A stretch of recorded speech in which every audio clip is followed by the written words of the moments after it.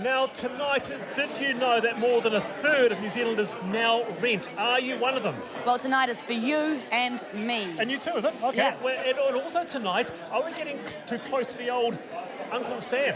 Do we even want their warships here? Or that and more? I'm Wallace Chapman. And I'm Hayley Holt. Welcome to Pub Politics As It Happens. It's called Backbenders. Let's rock and roll.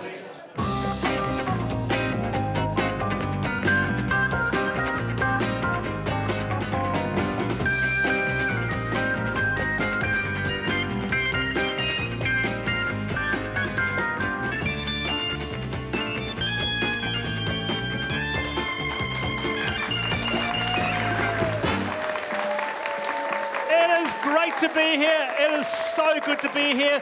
Welcome to Back. I know it's recess week here. It's a good crowd here tonight on a bit of a cold Wellington evening. Random as always. I just noticed in the opening there a sign saying cannabis is safer than Pokemon Go. So there you go. You'd agree with that, Gareth? Yeah, I've even lost a phone with the kids trying to fight over it. And also, I just want to make a bit of mention before we get into the show. A few years ago, a young couple, probably half cut, I don't know, but they met at a Backbenders show. Their name is Raina and Abby. And next February, they are getting married. Round of applause for Raina and Abby. And I think that must be like the fifth or sixth couple that have been engaged because of Backbenders. So it is the show of love. Yeah. If you want to come down and hook up, by all means, come to the show and we'll see what we can do for you. Hey, look, first ever time on Backbenders, a new MP for us, National MP Nuk Korako. Kia ora. Kia ora. Well, welcome. Kia ora. Welcome. All right, here we go. All right, very, very quickly, moral dilemmas. Number one, would you legalise cannabis? No. Oh, that's quick. All right. What side were you on in the Springbok tour? Both sides. Oh, yeah, that's a very John Key sort of answer. That's a very political sort of answer. Wow. All right. Finally, should climate denial be seen as a criminal offence? Not at the moment. Very, very, very political. All right. Welcome to the show. Look, big round of applause for Labour MP Kris Faafoi. Kris. Hi, Wallace. Haven't seen you for a while. Yes. Thanks for the invite. Good to have you on. All right. Moral dilemmas. Number one, would you legalise cannabis? No. All right. If you would have voted, if you could, would you have voted for Trump, Clinton or Sanders? Oh, gosh. Probably Clinton. Clinton? Yeah. All Sorry. Right. Okay, all right. Not going to be popular with everyone. And finally, do you want the TPP to go ahead? No. Not in its current form. Straight up. All right, Kris, welcome to the show. And a big round of applause for New Zealand First's Tracy Martin. Tracy. Kia ora. Kia ora. Three wise men and Tracy. Yeah. Good to have you on. Who's wiser than them all? Wow. Yes, well, let's find out. Would you legalise cannabis? Medicinal cannabis, yes. Recreational cannabis should go to a referendum. Okay. Do you support plain packaging of cigarettes? No. Okay. And what side were you on at the Springbok tour? I was working for a photographer in between the suicide squad of the protesters and the police. It was really, really stressful carrying all his gear as they started to march towards each other. And what side were you on? Interestingly enough, I was on the You're right... worse than Nuk! No. My father was actually assaulted by John Minto and people there. So I was protest the tour, but don't beat up other people who are going about their business. That's what side I was on. Tracy, welcome to the show. And Green MP Gareth Hughes, big round of applause for Gareth. Good to have you on, Gareth. Kia ora, Wallace. Kia ora. All right, question one. Moral dilemmas. Would you legalise cannabis? Yeah, absolutely. Let's get the gangs out of it. All right. Should climate denial be seen as a criminal offence? No, I don't think so, but they should be ridiculed at every effort. All right, and moral dilemma number 3, you turn up half pissed and starving at McDonald's, what do you order?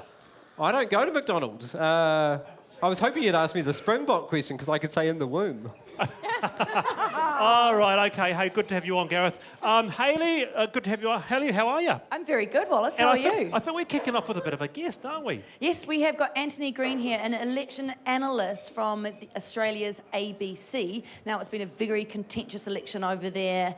Most worrying, Pauline Hanson is back. Is that actually a worry? Well, she's back. She's got 2 other members of her party who are going to be in the Senate as well, so there's 3 of them.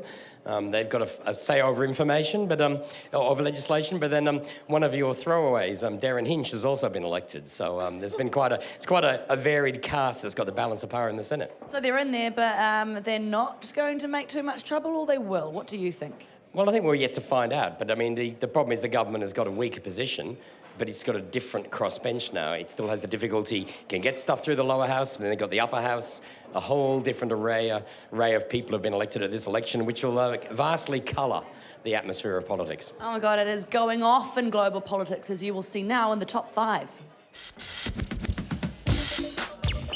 It's been a rough week for 2 of our MPs. Murray McCulley reveals he caught the Zika virus. No word on if it was from human or mosquito contact, though.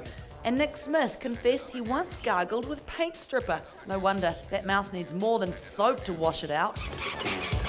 Prince George is named the top style icon for toddlers. Ugh.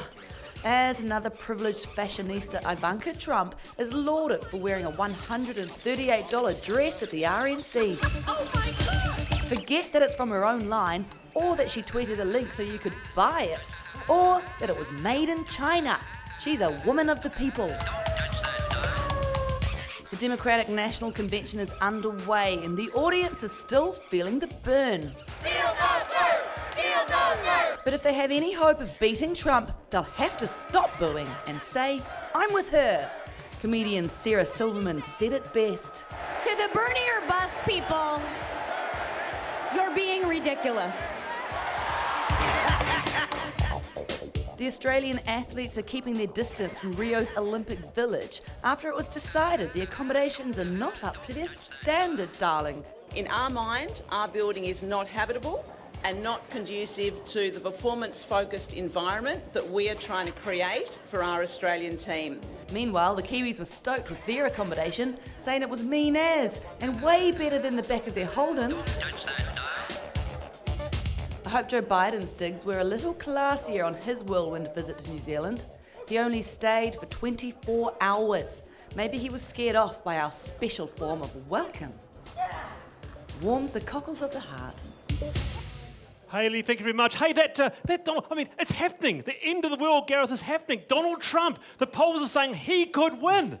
I know, even Nate what- Silver is forecasting he will win. This is terrifying news. At least we don't have Boris Johnson as the Prime Minister of the UK as well. What do you make of that? I mean, what do you make of it, Donald? What would happen to the world, Nook, if Donald Trump became president of the US? Well, I think, when you look at Donald Trump and what's happening over there, I think it's after more that was said and done, there was more said than done when it will come to the end. I don't think that he'll actually make it through. You don't think so?